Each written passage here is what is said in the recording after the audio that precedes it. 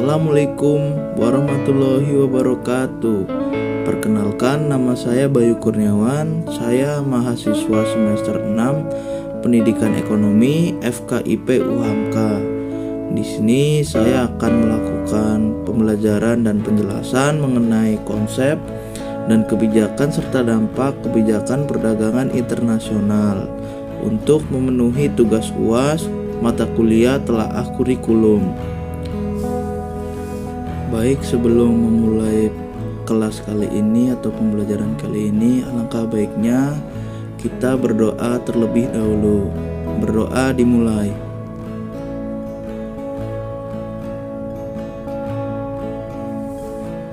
Selesai. Dan sekarang saya akan melakukan presensi. Baik, siapa yang hari ini tidak masuk, sekiranya lengkap dan masuk semua, kita akan memulai pada proses pembelajaran.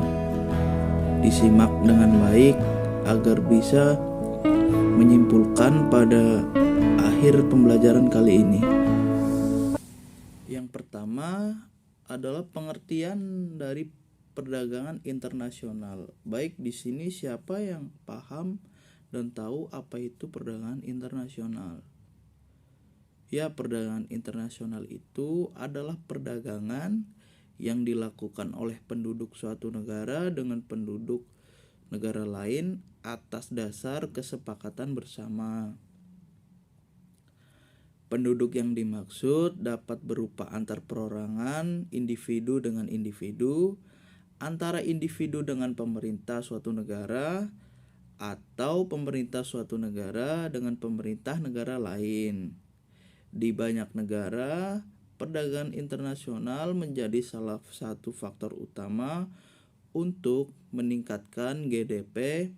Meskipun perdagangan internasional telah terjadi selama ribuan tahun, dampaknya terhadap kepentingan ekonomi, sosial, politik baru dirasakan beberapa abad belakangan. Perdagangan internasional pun turut mendorong industrialisasi, kemajuan transportasi, globalisasi, dan kehadiran perusahaan multinasional. Selain itu, perdagangan internasional adalah memungkinkan untuk negara-negara memperluas pasar mereka dan mengakses barang dan jasa yang mungkin tidak tersedia di dalam negeri. Sebagai hasil dari perdagangan internasional adalah pasar menjadi lebih kompetitif. Hal ini pada akhirnya menghasilkan harga yang lebih kompetitif dan bisa menjual produk yang lebih murah ke konsumen. Ada beberapa teori perdagangan internasional. Yang pertama yaitu mengenai model Adam Smith. Model ini memfokuskan pada keuntungan mutlak yang menyatakan bahwa seluruh negara akan memperoleh keuntungan mutlak apabila semuanya memperlakukan perdagangan bebas dan berfokus pada produk atau keahlian mereka. Karena impor suatu negara adalah ekspor untuk negara lain.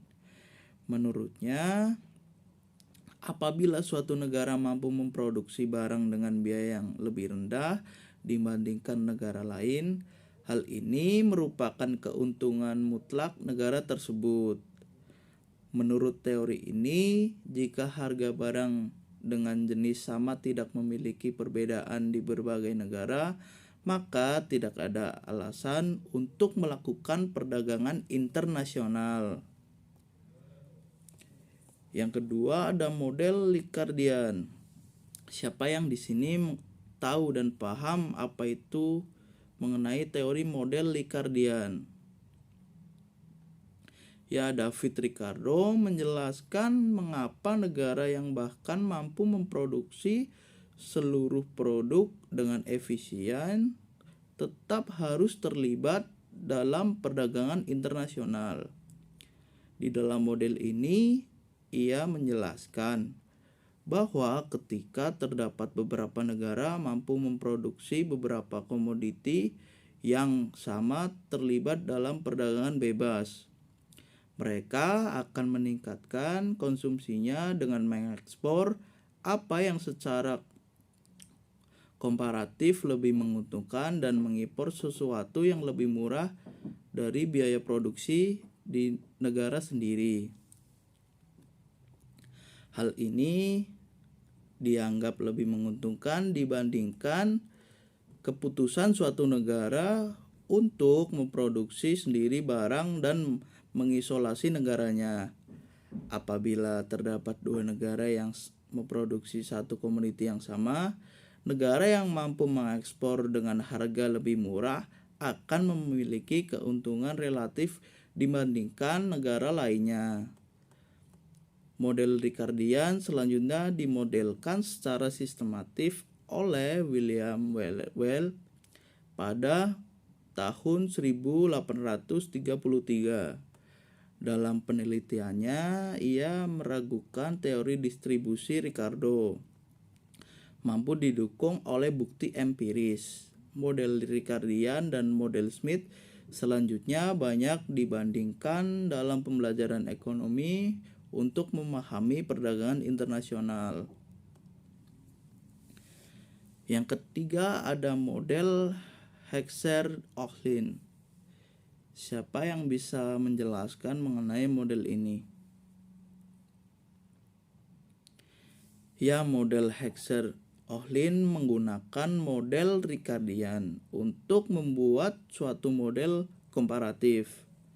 Model ini dibuat untuk menjelaskan bagaimana suatu negara menerapkan perdagangan internasional. Dalam model ini, Heckscher-Ohlin menyatakan bahwa negara harus mengekspor produk yang melimpah dan diproduksi massal dan mengimpor produk yang langka. Model ini cukup berani dalam menjelaskan fungsi perdagangan internasional dilihat dari sisi produksi. Bloch menyatakan bahwa model ini gagal diterapkan apabila negara yang bersangkutan bergantung pada produksi massal tersebut. Masalah empiris dengan model HO yang ditunjukkan oleh Wassily Leontief menunjukkan bahwa terdapat negara yang tidak dapat dimodelkan dengan teori ini. Seperti Amerika Serikat lebih cenderung untuk mengekspor barang padat karya dibanding barang padat modal. Hal ini disebut sebagai paradoks Leontief. Kemudian ada faktor spesifik, merupakan model yang dibuat oleh Jacob Wiener dan merupakan sebuah variasi dari model Ricardian. Rumus matematisnya disusun oleh Ronald Jones dan Michael Musa. Model ini menggunakan satu faktor diasumsikan spesifik. Dalam hal ini, faktor yang diasumsikan tidak dapat berpindah antara industri satu dan yang lain untuk merespon perubahan pasar. Pada model ini diasumsikan bahwa dalam suatu sistem perekonomian terdapat dua faktor produksi, yakni faktor spesifik dan faktor berpindah. Faktor spesifik dapat berupa tanah dan kapital, sementara faktor berpindah dapat berupa tenaga kerja. Model ini dipakai untuk mendemonstrasikan efek yang ditunjukkan oleh perdagangan apabila terdapat salah satu faktor spesifik. Model gravitasi merupakan model yang dihasilkan oleh Jan Tinbergen pada tahun 1962. Ia menjelaskan bagaimana perdagangan bilateral dapat diperkirakan dengan menerapkan persamaan gravitasi yang terinspirasi dari hukum Gravitasi Isaac Newton. Model gravitasi pada bentuk dasarnya memperkirakan hubungan perdagangan internasional berdasarkan besar negara dilihat dari pendapatan domestik bruto dan perdagangan antar kedua negara. Model ini menggunakan hukum gravitasi Newton sebagai template berpikir dengan bobot benda disebandingkan dengan pendapatan domestik bruto dan jarak dengan biaya perdagangan. Faktor biaya pendapatan dapat dipengaruhi oleh berbagai hal seperti tingkat pendapatan, hubungan diplomatik, dan kebijakan perdagangan. Model ini telah dibuktikan menjadi kuat secara empiris oleh analisis ekonometri. Itu merupakan teori perdagangan internasional dan pengertian dari perdagangan internasional. Saya harap bisa dapat difahami. Kita lanjut ke materi yang kedua, yaitu mengenai kebijakan perdagangan internasional. Yang kedua yaitu mengenai kebijakan perdagangan internasional. Di sini siapa yang tahu kebijakan perdagangan internasional? Apa itu pengertiannya? Ya, pengertiannya yaitu segala tindakan negara atau pemerintah baik langsung ataupun tidak langsung untuk mempengaruhi struktur, arah, komposisi, serta bentuk perdagangan luar negeri atau kegiatan perdagangan. Adapun kebijakan yang dimaksud bisa berupa tarif, larangan impor, kuota, dumping, dan berbagai kebijakan lainnya. Yang pertama yaitu penetapan tarif. Adalah sebuah pembebanan atas barang-barang yang melintasi daerah custom area. Sementara itu, barang-barang yang masuk ke wilayah negara dikenakan bea masuk. Dengan penerapan bea masuk yang besar atas barang-barang dari luar negeri memiliki tujuan memproteksi industri dalam negara sehingga diperoleh pendapatan negara. Bentuk umum kebijakan tarif adalah penetapan pajak impor dengan persentase tertentu dari harga barang yang diimpor. Akibat dan pengenaan tarif dan bea masuk barang impor adalah harga barang impor naik sehingga produksi dalam negeri menjadi lebih bisa bersaing karena lebih murah. Kemudian karena produksi dalam negeri mampu menyaingi barang impor, maka diharapkan impor barang menjadi turun. Selanjutnya ada kuota impor. Kuota adalah kebijakan pemerintah untuk membatasi barang-barang yang masuk dari luar negeri.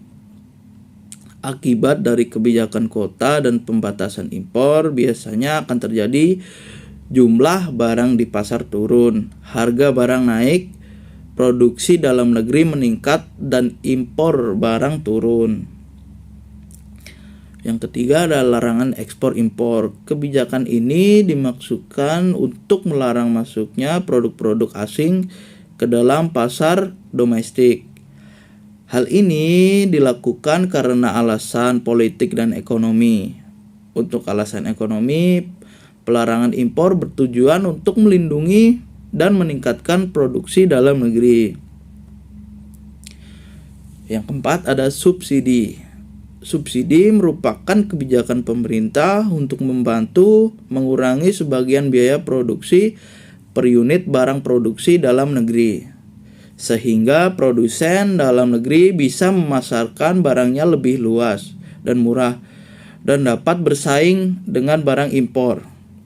Subsidi yang diberikan dapat berupa tenaga ahli, mesin peralatan, fasilitas kredit, keringanan pajak, dan lain-lain. Selanjutnya ada premi. Adalah suatu kebijakan yang diambil oleh pemerintah dengan memberikan tambahan dana para produsen dalam negeri yang berhasil mencapai target produk tertentu yang telah ditetapkan. Kemudian ada dumping, yaitu merupakan kebijakan pemerintah untuk mengadakan diskriminasi harga, yakni produsen menjual barang di luar negeri dengan harga yang lebih murah dari dalam negeri atau bahkan biaya produksi. Kebijakan dumping dapat meningkatkan volume perdagangan dan menguntungkan negara pengimpor, terutama menguntungkan konsumen mereka. Namun, negara pengimpor kadang mempunyai industri yang sejenis sehingga persaingan dari luar negeri ini dapat mendorong pemerintah negara pengimpor memberlakukan kebijakan anti-dumping atau sering disebut countervailing duties. Hal tersebut dilakukan untuk melindungi industri yang sejenis di negara pengimpor. Kebijakan dumping sendiri biasanya hanya berlaku sementara. Harga produk dan akan dinaikkan sesuai dengan harga pasar setelah merebut dan menguasai pasar internasional. Biasanya kebijakan dumping dilakukan dengan tujuan untuk mematikan persaingan di luar negeri.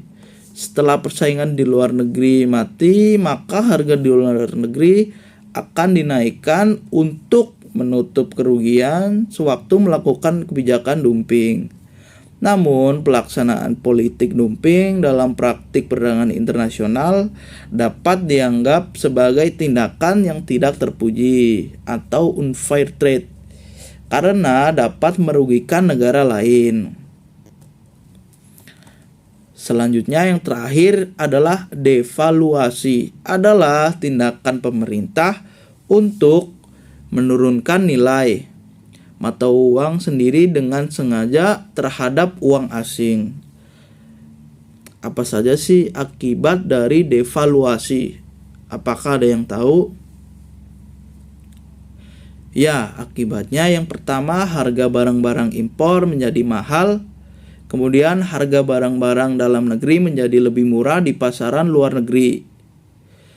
Adapun tujuan dari devaluasi, yang pertama adalah memperbesar ekspor, kemudian memperkecil impor, yang terakhir adalah menambah devisa negara. Itu adalah pengertian dari kebijakan perdagangan internasional. Adapun kebijakan yang dimaksud yaitu berupa tarif, larangan impor, kuota, dumping, dan berbagai kebijakan lainnya. Ya, selanjutnya yaitu manfaat perdagangan internasional. Apa saja sih manfaat dari perdagangan internasional? Siapa yang bisa menyebutkan apa saja manfaat perdagangan internasional? Ya, yang pertama yaitu menaikkan devisa negara melalui pertukaran perdagangan dengan cara mengimpor maupun mengekspor barang yang ada di dalam ke luar negeri, dan begitu pula sebaliknya. Apabila devisa negara meningkat, maka akan menyebabkan beberapa hal ini. Yaitu yang selanjutnya pertumbuhan ekonomi.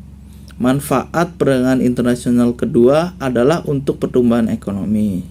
Pertumbuhan ekonomi atau kenaikan produk nasional bruto ini dihasilkan melalui faktor produksi milik warga negaranya yang tinggal di dalam maupun luar negeri, dan warga negara yang tinggal di dalamnya maupun yang tinggal di luar negeri, tidak termasuk dalam GDP, jadi hanya faktor produksinya saja.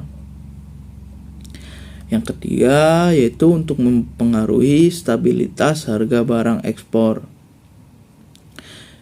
Stabilitas harga yang dimaksud merupakan cara pemerintah mempertahankan harga ketika terjadi fenomena inflasi yang mulai meninggi. Inflasi sendiri merupakan peningkatan ketersediaan uang, sehingga dapat menyebabkan kenaikan harga barang. Yang keempat, eksistensi tenaga kerja. eksistensi tenaga kerja merupakan salah satu faktor yang dapat mempengaruhi kelancaran dari segala tindakan yang berhubungan dengan pengadaan barang maupun jasa. Pertumbuhan ekonomi yang terjadi di suatu negara dapat membuat perusahaan pengekspor akan menerima banyak pesanan, sehingga perusahaan akan membutuhkan tenaga kerja tambahan agar dapat menyelesaikan pesanan permintaan konsumen. Dengan menambah tenaga kerja, maka perusahaan tersebut juga membuka lapangan kerja baru yang dapat menyebabkan berkurangnya angka pengangguran di negara tersebut, sehingga dapat menguntungkan kedua belah pihak. Selanjutnya, manfaat selanjutnya itu untuk memenuhi kebutuhan di negara lain. Kerjasama perdagangan internasional dapat membuat negara lain yang tidak memiliki barang maupun jasa yang diinginkan menjadi terpenuhi. Contohnya, Indonesia merupakan salah satu negara di Asia yang mengolah kedelai menjadi tempe, berbeda dengan negara di Eropa maupun Amerika. Oleh karena itu, dengan menjalin kerjasama dengan negara-negara di Eropa maupun Amerika, negara tersebut dapat memenuhi kebutuhan pangan nabatinya, yaitu kedelai yang diolah menjadi tempe. Begitu pula sebaliknya, perdagangan internasional dilakukan dan disetujui oleh kedua negara yang bekerja sama untuk memenuhi kebutuhan yang ada di negara lain. Ketika negara tersebut tidak dapat memproduksi kebutuhan yang dimaksud, alasan tak dapat memproduksi kebutuhan tersebut bisa bermacam-macam. Salah satunya adalah iklim negara yang berbeda. Selanjutnya yaitu memperoleh keuntungan internal serta eksternal kebijakan perdagangan internasional. Ini tentu memiliki tujuan untuk mendapatkan keuntungan secara internal maupun eksternal. Seperti yang telah dijelaskan sebelumnya, negara tidak akan mampu untuk memenuhi kebutuhan penduduknya apabila negara tersebut tidak melakukan kerjasama dengan negara lain dan hanya mengandalkan dana atau anggaran dari pungutan pajak saja.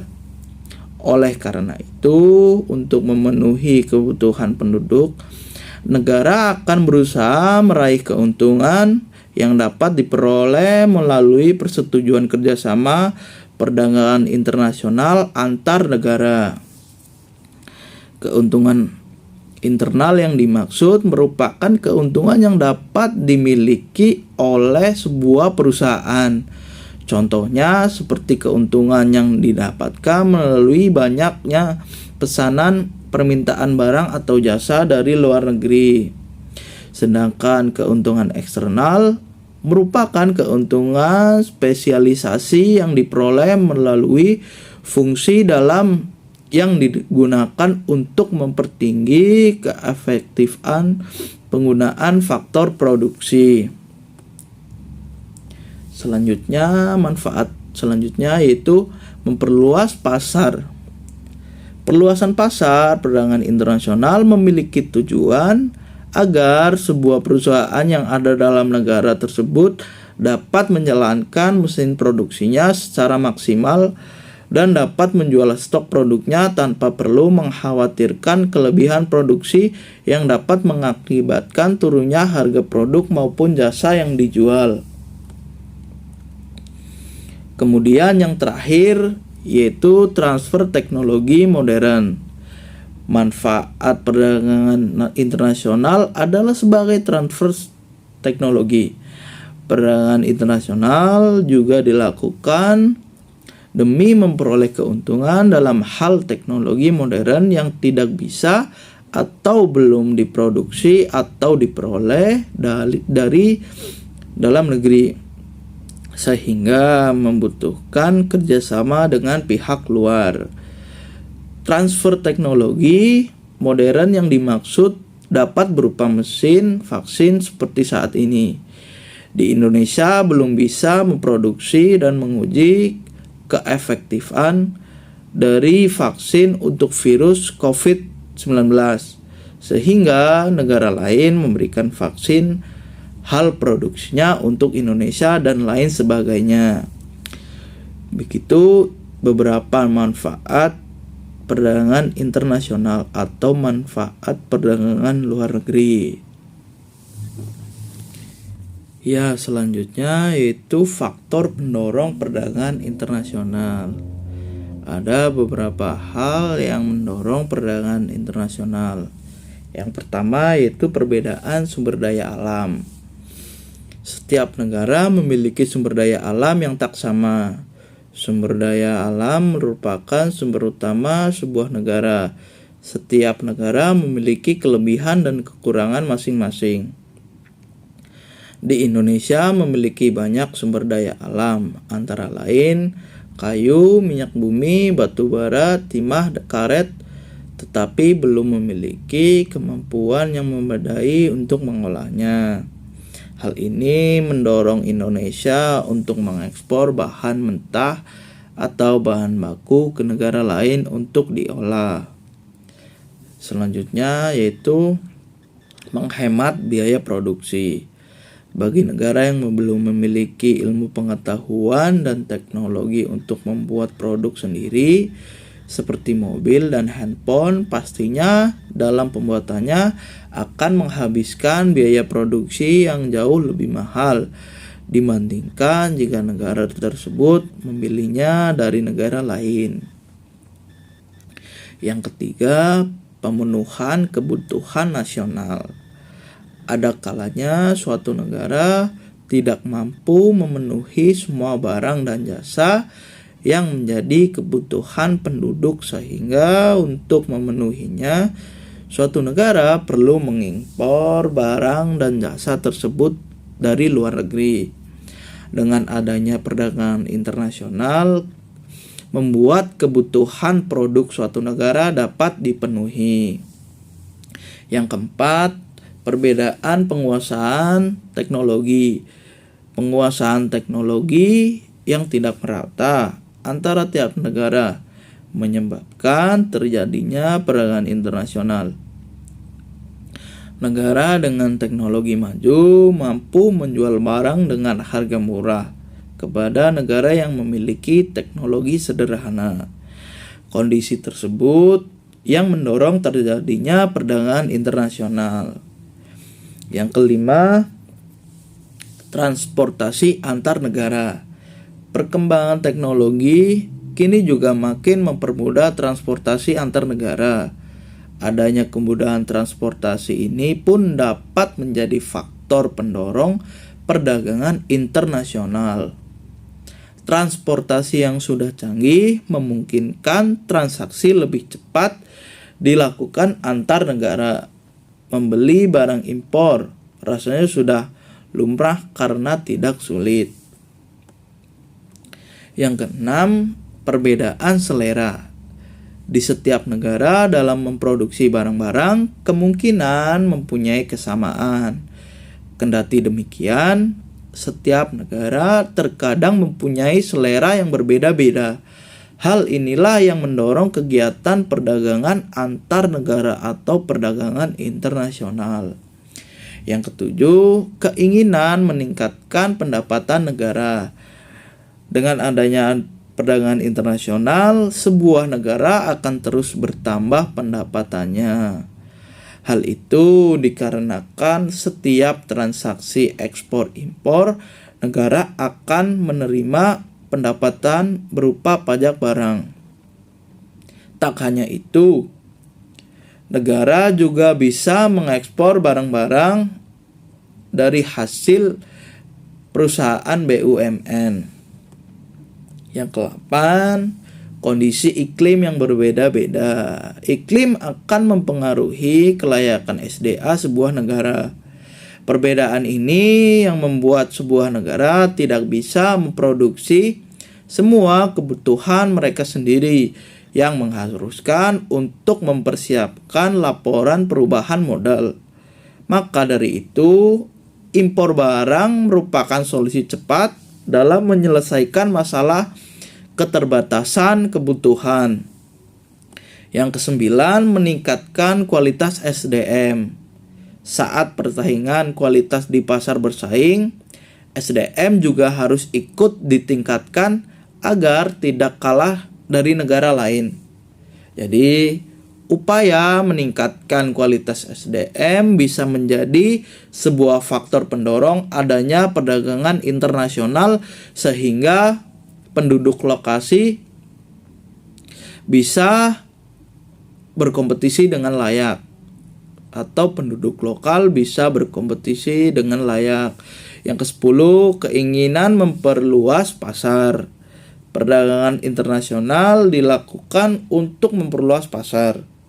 Hal ini didasarkan pada teori bahwa memproduksi sebuah produk dalam skala besar dan dipasarkan di seluruh dunia bisa mendatangkan keuntungan yang sangat besar. Yang ke-11, adanya kelebihan produk. Faktor yang mendorong terjadinya perdagangan internasional selanjutnya adalah adanya kelebihan produk yang ada di dalam suatu negara. Saat pemenuhan kebutuhan akan suatu barang atau produk dirasa cukup, suatu negara bisa mengekspor barang tersebut ke negara lain. Selanjutnya, keinginan menjalin kerjasama yang lebih. Melalui hubungan perdagangan, pada akhirnya akan tercipta berbagai hubungan baru. Keinginan seperti inilah yang juga menjadi dasar suatu negara mau melakukan perdagangan internasional dengan negara lainnya. Hal ini sangat menguntungkan apabila bekerja sama dengan negara yang lebih maju dari berbagai sisi. Kemudian, era globalisasi atau pasar global. Era globalisasi atau pasar global membuat setiap negara tidak bisa memenuhi kebutuhan hidup sendiri. Sebab setiap produsen bisa dengan bebas mengeluarkan atau memasukkan barang ke negara.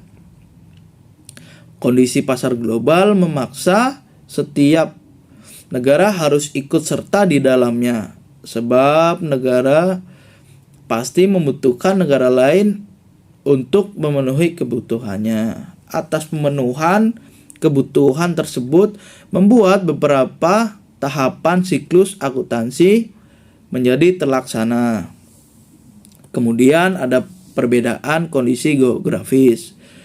Setiap negara memiliki keadaan geografis yang berbeda dengan negara lain, yang menyebabkan perbedaan pada sumber daya yang akan dihasilkan. Sebagai contoh, misalnya dahulu rempah-rempah hanya didapatkan di wilayah tropis seperti Indonesia, sehingga Indonesia menjadi salah satunya pemasok rempah-rempah terbesar di beberapa negara barat. Yang terakhir, faktor pendorongnya itu ingin memperoleh dukungan dari negara lain. Satu di antara faktor mendorong suatu negara atau melakukan hubungan dagang dengan negara lain adalah agar kelak mendapatkan dukungan dari negara lain, khususnya negara mitra dagang dalam berbagai urusan. Hal ini sangat penting, terlebih bagi negara yang seringkali memuai sengketa dengan negara lain.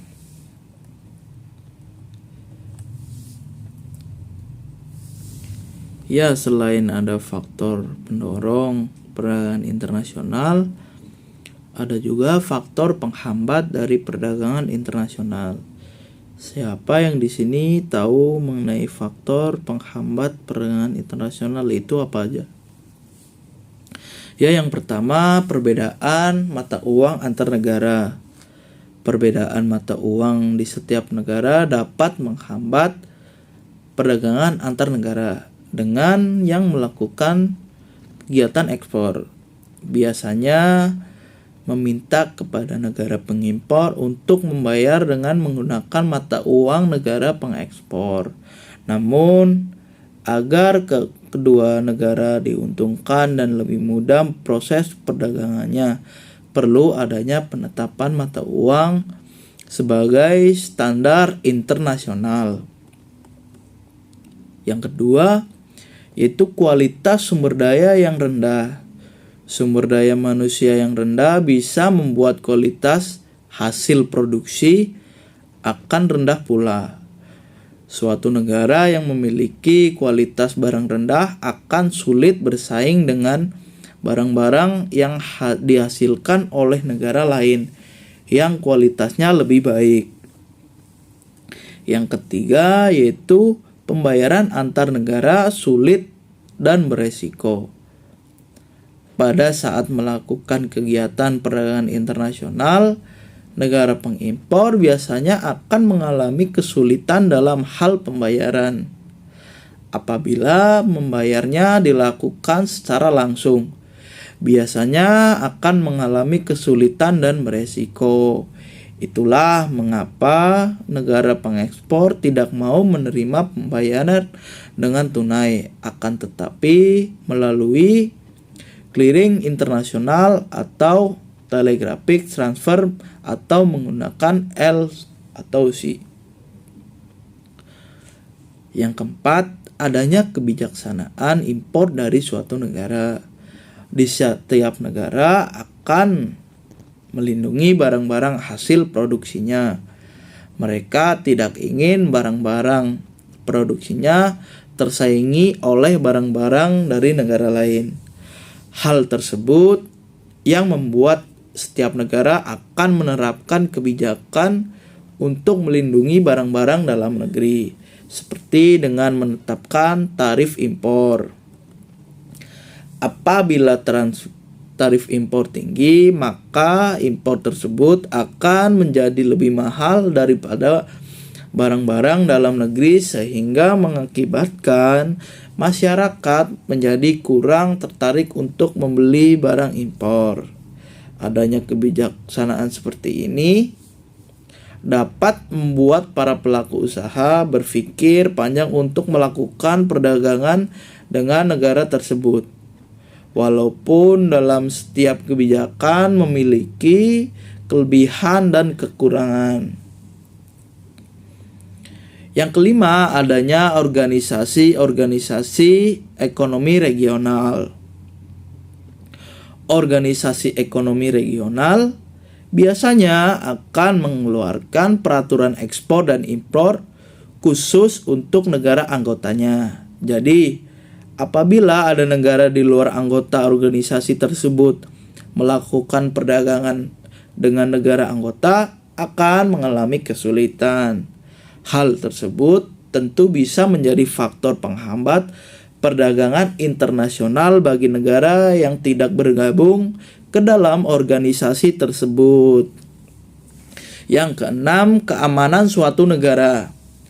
Keamanan merupakan faktor penting dalam kesuksesan perdagangan internasional. Keamanan sangat berpengaruh saat menjalin kerjasama dengan negara lain. Apabila negara tidak aman, maka orang akan merasa takut untuk melakukan transaksi, dan itu tentu akan menjadi penghambat perdagangan internasional itu sendiri terhadap suatu negara. Yang ketujuh, menurunnya tingkat kesejahteraan suatu negara. Rendahnya tingkat kesejahteraan masyarakat akan menurunkan keinginan untuk membeli barang atau jasa karena sedikitnya uang yang dimiliki. Hal tersebut dapat membuat suatu negara sulit untuk melakukan perdagangan internasional. Yang kedelapan, faktor penghambatnya yaitu kurs mata uang tidak stabil. Di setiap negara memiliki mata uang yang tak sama dengan nilai tukar berbeda. Selisih nilai tukar mata uang itulah yang dimaksud kurs mata uang. Maka dari itu, apabila kondisi kurs tidak stabil, akan membuat importir dan eksportir mengalami kesulitan dalam menentukan harga sehingga berdampak pada permintaan dan penawaran. Hal ini jelas menjadi faktor penghambat perdagangan internasional sehingga pengusaha enggan melakukan ekspor impor dengan kondisi kurs yang tidak stabil. Yang kesembilan yaitu peraturan anti-dumping. Penerapan politik anti-dumping ini dilakukan sebagai upaya untuk melindungi usaha dan industri dari gempuran barang impor yang harganya lebih murah. Apabila hal tersebut dibiarkan, akan membahayakan produk domestik dan dalam negeri. Hal tersebut dikarenakan harga barang impor yang dijual lebih murah daripada barang lokal.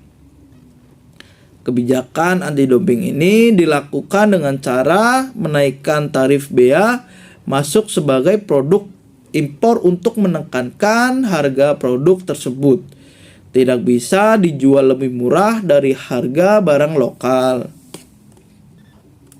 Yang terakhir, faktor penghambat dari perdagangan internasional yaitu terjadinya perang.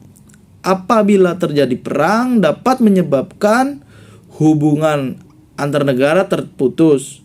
Selain itu, kondisi perekonomian negara tersebut juga akan mengalami kesulitan. Peristiwa itu akan menjadi faktor penghambat perdagangan internasional antar negara. Ya, selanjutnya ada teori keunggulan mutlak. Apa sih itu teori keunggulan mutlak? Teori keunggulan mutlak atau absolut. Adam Smith merupakan orang yang mengemukakan teori keunggulan mutlak. Ia berpendapat bahwa teori keunggulan mutlak dijelaskan sebagai kondisi di mana suatu negara dapat menghasilkan atau memproduksi barang atau jasa lebih banyak dibandingkan dengan para pesaingnya dengan mengeluarkan biaya yang lebih rendah dalam produksinya sehingga mendapatkan keuntungan yang lebih besar. Negara dapat dikatakan mempunyai keunggulan mutlak apabila dapat menghasilkan suatu yang tidak dapat dihasilkan negara lain. Sebagai contoh, Jepang adalah negara yang memproduksi mobil dalam jumlah besar dengan merek-merek ternama seperti Honda, Suzuki, dan lain-lain. Dalam hal ini, Jepang memiliki keunggulan mutlak dalam memproduksi mobil-mobil bermerek tersebut karena di negara lain tidak dapat menghasilkannya. Untuk lebih memahami penerapan keunggulan mutlak yang sebenarnya terjadi di lapangan, selain teori keunggulan mutlak, ada teori keunggulan komparatif atau comparative advantage. Teori ini dikemukakan oleh seorang bernama David Ricardo. Teori ini muncul untuk mengatasi kelemahan dalam teori keunggulan absolut, di mana negara yang tidak memiliki keunggulan absolut berbeda nasibnya dibandingkan dengan negara yang memiliki keunggulan absolut. Menurutnya, negara tidak memiliki keunggulan absolut tetap dapat berkontribusi dalam perdagangan internasional dengan cara melakukan spesialisasi pada produk-produk yang dihasilkan di negara tersebut.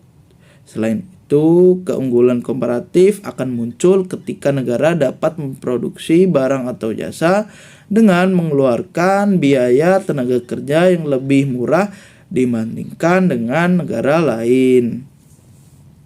Itu mengenai teori keunggulan komparatif atau comparative advantage. Selanjutnya, pengertian devisa. Apa sih pengertian dari devisa? Dalam Kamus Besar Bahasa Indonesia, devisa adalah alat pembayaran luar negeri yang dapat ditukar dengan uang luar negeri. Sementara menurut Undang-Undang Nomor 24 Tahun 1999 tentang lalu lintas devisa dan sistem nilai tukar, apa yang dimaksud dengan devisa adalah salah satu alat dan sumber pembiayaan bagi bangsa dan negara. Sedangkan menurut Otoritas Jasa Keuangan atau OJK, devisa negara adalah kumpulan dana yang dihimpun pemerintah atau bank sentral lewat upaya jual beli mata uang tertentu guna mempengaruhi kurs valuta. Secara sederhana, devisa adalah kumpulan valuta asing yang berfungsi sebagai medium pembiayaan transaksi perdagangan antar negara atau perdagangan internasional. Adapun pengertian lainnya yaitu devisa adalah nilai kekayaan yang dimiliki oleh suatu negara dalam bentuk mata uang asing, di mana nilai kekayaan tersebut diakui oleh negara-negara lainnya sebagai alat pembayaran. Contoh devisa adalah dapat berupa mata uang asing, valuta asing, sejumlah emas, dan surat-surat berharga. Mata uang asing atau valuta asing ini menjadi contoh devisa yang kerap digunakan dalam proses transaksi pembayaran di dunia internasional.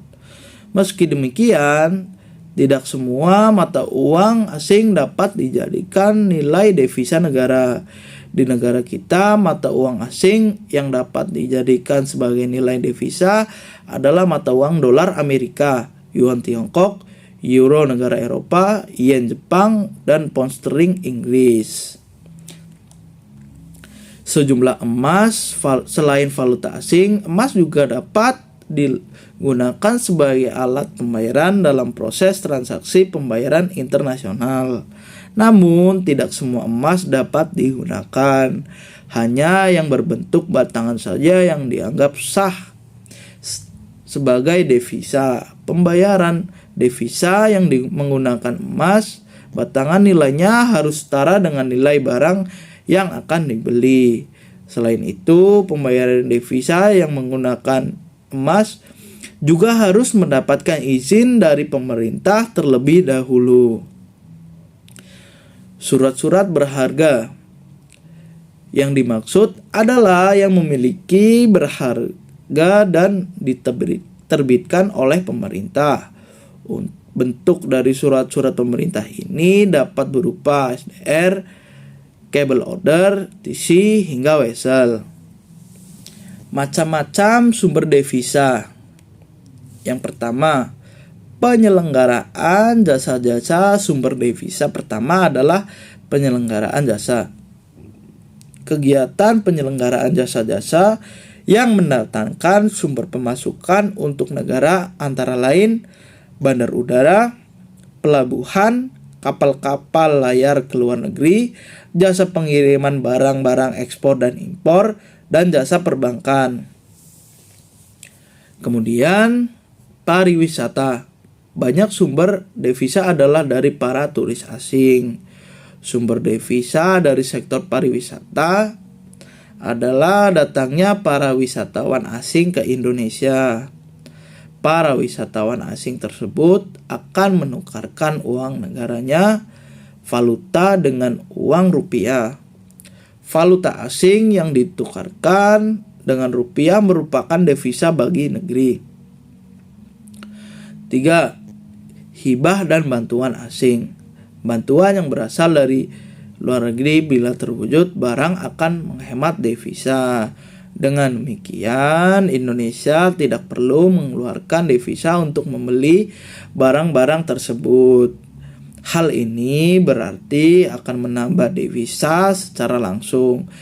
Bila ada bantuan dari luar negeri yang berupa valuta asing, maka hal tersebut dapat menambah devisa secara langsung. Kemudian yang 4, ekspor barang dan jasa. Bagi banyak negara, sumber devisa adalah dari perdagangan. Apabila kita mengekspor barang ke negara lain, maka kita akan mendapatkan bayaran dari negara tersebut dalam bentuk devisa. Semakin banyak jumlah barang yang diekspor, maka semakin besar devisa yang didapatkannya. Begitu juga dengan ekspor jasa, misalnya pengiriman tenaga kerja ke luar negeri. Mereka dapat menambah devisa negara karena mereka dibayar dengan mata uang negara tempat mereka bekerja. Di banyak negara, sumber utama penambahan devisa negara berasal dari ekspor. Yang kelima, pinjaman luar negeri. Adanya utang luar negeri akan menambah devisa bagi negara. Hal ini disebabkan penerimaan utang tersebut dalam bentuk mata uang asing. Meskipun pinjaman tersebut pada akhirnya juga harus dikembalikan, tetapi pada saat menerima pinjaman luar negeri akan menambah devisa. Yang terakhir, pendapatan dari investasi sumber devisa adalah investasi. Investasi yang dilakukan oleh bangsa Indonesia di luar negeri tentunya akan mendapatkan pendapatan dalam bentuk mata uang asing. Mata uang asing yang diterima tentu saja menjadi tambahan untuk devisa.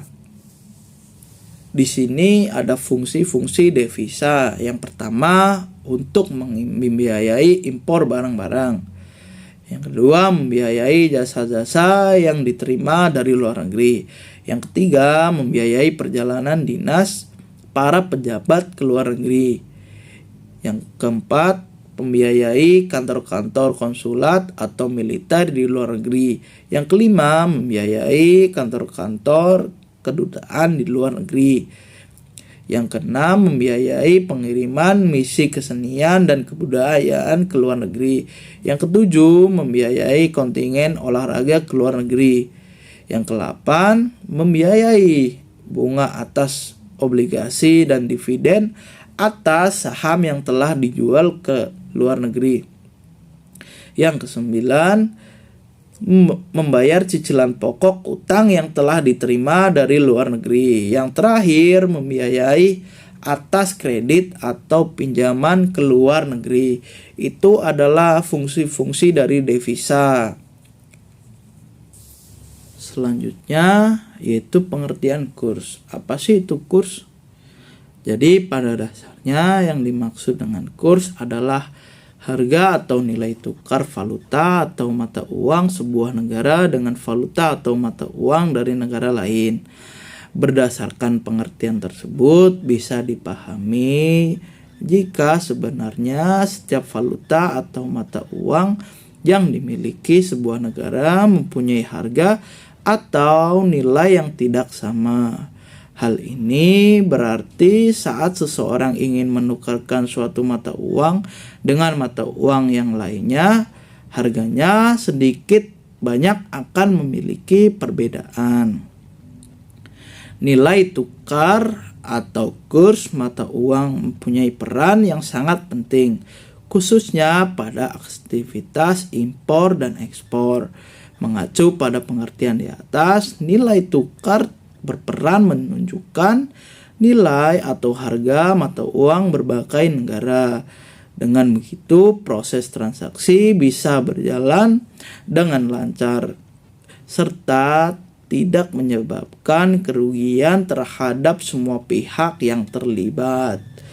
Fungsi penting lain dari kurs adalah saat berada di falas atau valuta asing. Beberapa orang menyebut pasar ini sebagai forex atau forex exchange. Pada dunia pasar falas tersebut, proses transaksi atau penukaran mata uang memiliki harga atau nilai yang telah ditentukan secara disetujui oleh seluruh pihak terkait. Harga atau nilai tukar dari mata uang tersebut bisa mengalami dua hal, yaitu apresiasi atau peningkatan maupun depresiasi atau penurunan. Saat mengalami apresiasi artinya nilai dari mata uang mengalami peningkatan. jika dibandingkan dengan nilai tukar valuta lainnya. Sementara saat mengalami depresiasi, nilai dari mata uang tersebut negara terhadap valuta negara lain melemah atau menurun. Menurut ahli ekonom Fabozzi dan Franco, pengertian kurs dalam jumlah satu mata uang yang bisa ditukar per unit mata uang lain atau harga satu mata uang dalam mata uang lain. Sedangkan menurut Ekananda, pengertian kurs adalah harga mata uang suatu negara relatif terhadap mata uang negara lain. Nilai mata uang punya peranan penting dalam keputusan pembelanjaan karena kurs mempunyai kita menerjemahkan harga-harga dari berbagai negara ke dalam satu bahasa yang sama. Lalu di sini siapa yang tahu apa saja faktor yang mempengaruhi kurs? Ya, yang pertama yaitu inflasi. Hal utama yang mempengaruhi inflasi adalah perdagangan internasional yang juga mampu mengubah nilai valuta asing. Saat tingkat inflasi sebuah negara tinggi, harga produk di negara tersebut akan meningkat sehingga membuat permintaan berkurang dan menurunkan aktivitas ekspor yang secara tidak langsung menurunkan pun nilai tukar valuta lokal. Yang kedua, perbedaan dari suku bunga. Saat terjadi perubahan pada suku bunga di sebuah negara, arus modal internasionalnya juga akan turut terpengaruh. Peningkatan suku bunga negara mampu mendorong masuknya modal asing, sehingga mampu menguatkan nilai tukar valuta lokal. Yang ketiga, siapa yang tahu? Ya, aktivitas negara pembayaran.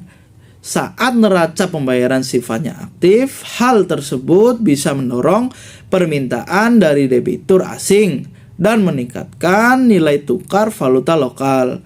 Sebaliknya, jika saat neraca pembayaran bersifat pasif, debitur di dalam negeri akan menjual semua aset menggunakan valuta asing dan menurunkan nilai valuta lokal. Yang keempat, ada kontrol pemerintah. Selain itu, kebijakan pemerintah juga mampu mempengaruhi pergerakan kurs. Misalnya pembatasan barang impor yang mampu membuat permintaan valuta asing menurun. Saat hal tersebut terjadi, nilai tukar mata uang negara tersebut akan menguat. Karenanya pemerintah perlu mengambil kebijakan secara akurat guna menjaga kestabilan kurs valuta lokal. Selanjutnya ada ekspektasi. Perkiraan kurs mata uang di waktu mendatang juga bisa mempengaruhi nilai tukarnya. Contohnya, ada kabar terjadinya inflasi di sebuah negara sehingga diprediksi nilai tukar mata uangnya akan menurun. Menanggapi hal tersebut, sedikit orang akan menjual valuta negara tersebut sehingga menyebabkan penurunan kurs valutanya di masa depan. Dan yang terakhir, aliran modal keluar. Faktor yang terakhir yaitu aliran modal keluar. Modal yang keluar dari sebuah negara untuk melunasi hutang maupun memenuhi keperluan negara. Semakin tinggi modal yang dikeluarkan, kurs valuta lokal akan semakin menurun. Begitupun sebaliknya. Kurs merupakan komponen penting pada kondisi ekonomi.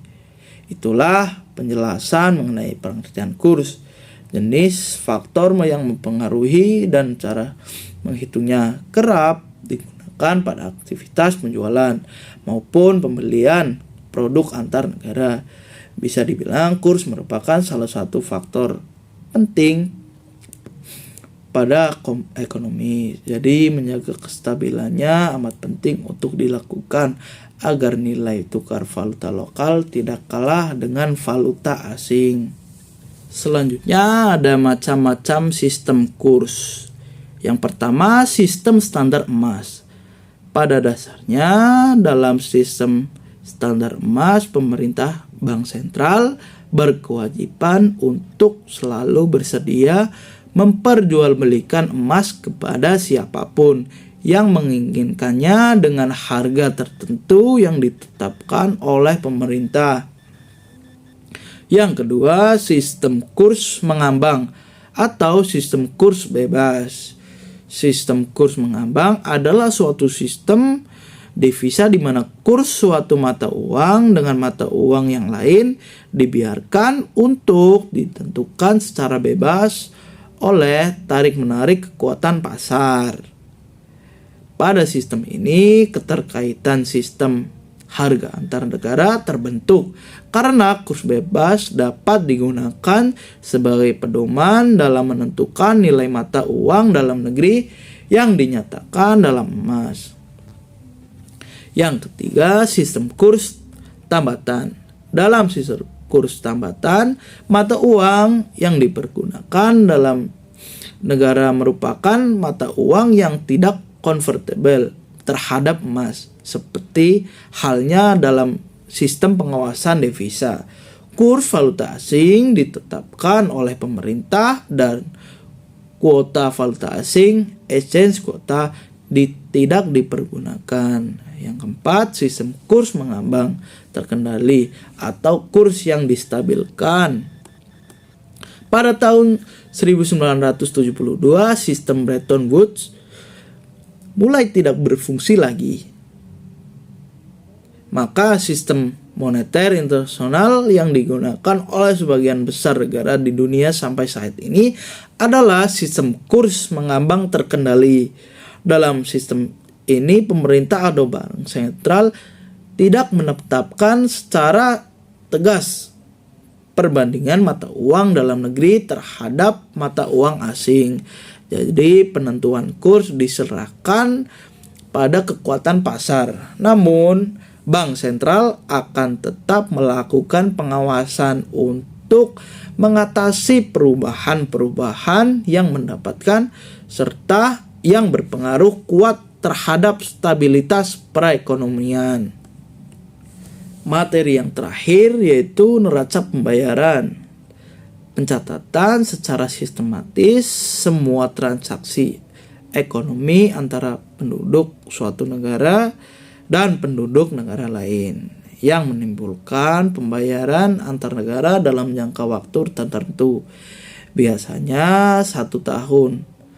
Suatu neraca pembayaran dikatakan surplus apabila terdapat kelebihan dana dan perdagangan dan investasi dibandingkan dengan kewajiban-kewajiban yang dibayarkan kepada negara lain. Akibatnya terjadi suatu apresiasi nilai mata uang negara tersebut terhadap nilai mata uang negara lain. Sebaliknya, neraca pembayaran dikatakan defisit apabila terdapat kelebihan impor terhadap ekspor. Suatu ketergantungan tersebut atau overvalued. Negara yang mengalami neraca pembayaran defisit wajib menutupi defisit atau kekurangan itu dengan mengekspor emas atau cadangan mata uang kuat. Misalnya dolar Amerika Serikat yang diterima sebagai alat pembayaran utang luar negeri. Secara singkat dapat dikatakan neraca pembayaran adalah catatan yang sistematik tentang transaksi ekonomi internasional antara penduduk negara itu dengan penduduk negara lain.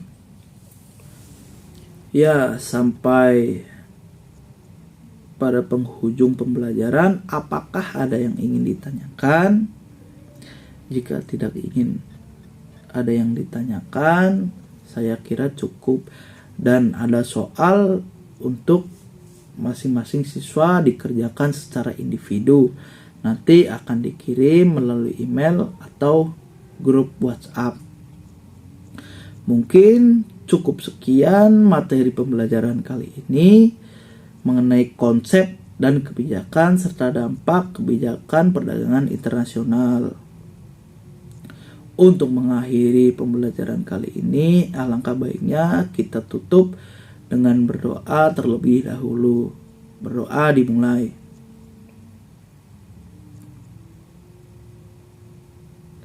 Ya, mungkin cukup sekian pemaparan materi dari saya. Kurang lebihnya mohon maaf. Wassalamualaikum warahmatullahi wabarakatuh. Pekom unggul, bismillah unggul.